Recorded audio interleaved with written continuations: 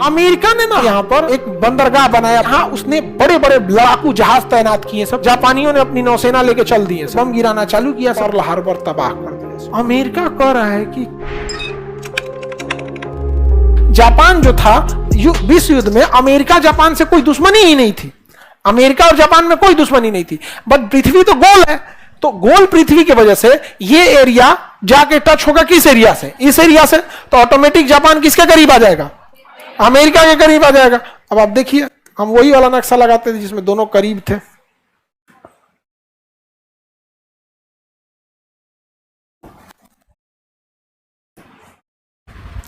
ये नक्शा देखिए,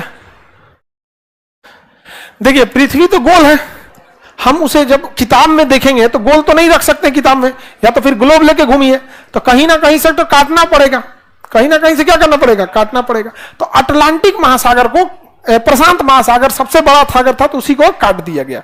तो इसीलिए प्रशांत महासागर दो जगह बढ़ गया, एक इधर बढ़ गया और एक इधर बढ़ गया। समझ में आ गया कि नहीं आ गया? हालांकि शुरुआत में विचार किस महासागर को काटने की थी? अटलांटिक। बट अगर इसको हम लोग काटते ना ऐसे, तो ये ग्रीनलैंड थोड़ा इधर हो जाता, ये थोड़ा सा इधर हो जाता, इसलिए काटा गया किसको? और देखिए, ये हम किसको काट दिए? अटलांटिक को। कौन महासागर है? ये अफ्रीका। अब देखिए भारत यहां है, ये दिखा भारत, इंडिया हो गया, ठीक है। ये कौन हो गया? जापान। ये सागर कौन सागर? प्रशांत महासागर। ये अमेरिका कौन जगह है? ये रूस, ये अमेरिका। इसीलिए ना दोनों में झगड़ा होता है। इस नक्शा में लगता है कि दोनों दूर दूर है सब, इसमें लगता है कितना दूर दूर है सब, जबकि है सब कितना एकदम पास है सब यहाँ पर। तो यहां पर ना ये प्रशांत महासागर है। कौन महासागर? प्रशांत महासागर के बीचों बीच में एक द्वीप है, हवाई द्वीप। आगे पढ़ाएंगे जब अमेरिका पढ़ाएंगे तब। हवाई द्वीप कौन सा द्वीप है? हवाई द्वीप। प्रशांत महासागर के एकदम बीचों बीच में है हवाई द्वीप। अमेरिका ने ना हवाई द्वीप पे यहां पर एक बंदरगाह बनाया, पर्ल हार्बर। Pearl Harbor. और यहां उसने बड़े बड़े लड़ाकू जहाज तैनात किए, सब पूरे बेस बना दिया। 100-200 लड़ाकू जहाज तैनात किया लड़ने के लिए। नेवी की जहाज तैनात किया लगभग 120 की संख्या में। आज भारत की नौसेना में 120 को जहाज है। उस समय अमेरिका की एक बेस पर इतनी नौसेना की जहाज थी, सब डिस्ट्रॉयर, लड़ाकू जहाज, पनडुब्बियां थी, सब इस पे थी। अब जापान को लगा कि अरे भाई साहब, ये तो इतना खतरनाक है, अमेरिका इतना खतरनाक हो गया यहाँ पे। तो जापान ने कहा कि हम लोग भी जहाज बनाएंगे, हम लोग भी पानी वाली जहाज बनाएंगे, पनडुब्बी बनाएंगे। तो उसके इंजीनियरों ने कहा, तो रिपोर्ट आई जापान के पास कि जिस रफ्तार से हम लोग जापान बना रहा है, अपनी नौसेना को बढ़ा रहे हैं, अमेरिका की बराबरी करते में 40 साल लग जाएगा। तो जापान ने कहा एक काम करते हैं, अमेरिका के कुछ जहाज मार के गिरा देते हैं, 200-250 जहाज मार के गिरा देते हैं, तो हम आज ही उससे 40 साल आगे हो जाएंगे। तो कहा well done, well done, well done. Japan वालों ने क्या बोला? Well done. गजब प्लान बनाया, 1 घंटा में प्लान बन के रेडी। और 1 महीना का टारगेट दिया गया, कहा गया कि जब अमेरिका को तबाह कर देना है, अमेरिका को तबाह कर देना है। तो अमेरिका का सबसे ज्यादा जहाज कहां था? Pearl Harbor. पर्ल हार्बर माने बंदरगाह, पर्ल हार्बर वो कहां था? हवाई द्वीप पर। ये पूरा द्वीप और उसमें एक छोटा सा बंदरगाह पर्ल हार्बर। तो डिसाइड हो गया इसी को मार के गिरा देना है। जापानियों ने अपनी नौसेना लेके चल दी है सब। अमेरिका से कोई झगड़ा नहीं है, कोई कुछ नहीं है, कोई विवाद नहीं है। जैसे हम लोग का अभी मान के चलिए ब्राजील से कोई दुश्मनी है, कल को पता चला कि भारत ने ब्राजील पे परमाणु बम मार दिया पूरा, लेकिन जापान चल गया पर्ल हार्बर पे। इन लोगों को कुछ आते पते नहीं है। और जापान में ना यहाँ पे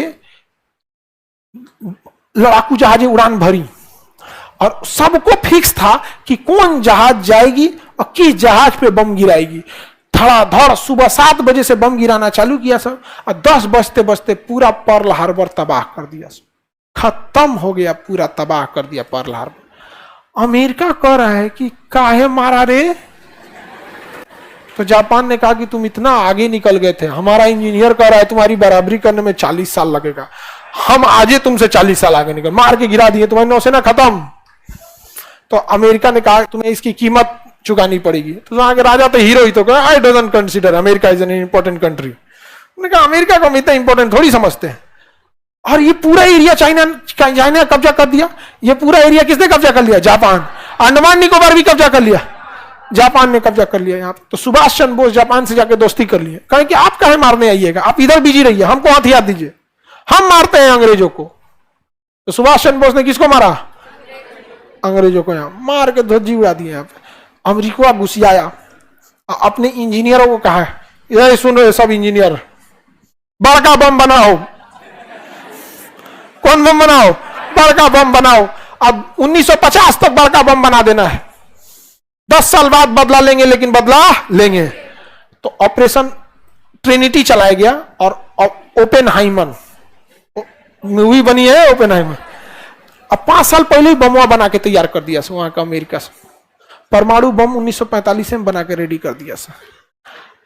तब अमेरिका गया, यहां से उड़ाया जहाज अपना, क्रॉस करके कहां पहुंचा? जापान पे गिराया एगो हिरोशिमा नागासाकी। कहा कि जापान अब बताओ कै साल आगे, बताओ कै साल आगे। समझ आ रहा है कि नहीं आ रहा है? जापान कम खतरनाक थे सही जापान वाले, हाँ बहुत ज्यादा खतरनाक। जापान चाइना ये सब, हालांकि भारत के लिए अच्छा है तो अच्छा है, भारत के लिए खराब है तो खराब है। इंटरनेशनल लेवल में हम इंडिविजुअल का क्या ही मतलब बनता है। हम देश के लिए अच्छा है तो सही है, देश के लिए खराब हो तो खराब हो। एक समय था हमारी अमेरिका से दुश्मनी थी, आज दोस्ती है, कल फिर दुश्मनी होगी।